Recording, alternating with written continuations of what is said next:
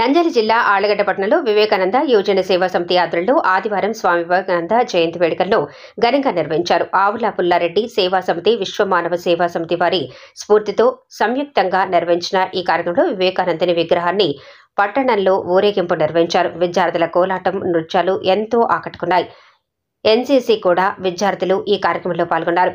ప్రముఖ పారిశ్రామికవేత్త టీఎంసీ వేణుగోపాల్ మాట్లాడుతూ స్వామి వివేకానందుని స్ఫూర్తి యువతకు ఎంతో ఆదర్శదాయకమని అన్నారు. ఈ కార్యక్రమంలో రావుల పుల్లారెడ్డి సేవా సమితి అధ్యక్షుడు, ప్రముఖ న్యాయవాది భాస్కర్ రెడ్డి, శివప్రసాద్, అంకల్ చంద్రసేన, అపుస్మా సంఘం అధ్యక్షుడు అమీర్ బాషా, ఈడిగా నారాయణస్వామి, చిరంజీవి తదితరులు పాల్గొన్నారు.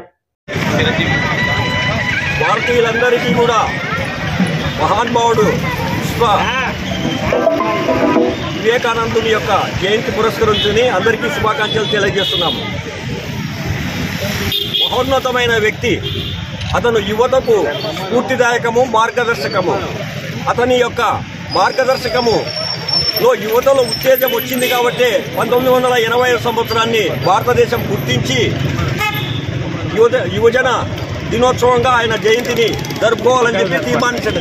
దానిని పురస్కరించుకునే ఈ రోజులో యువకులలో ఉత్తేజాన్ని కలిగించాలని చెప్పి ఈ యొక్క కార్యక్రమాన్ని చేస్తున్నాము.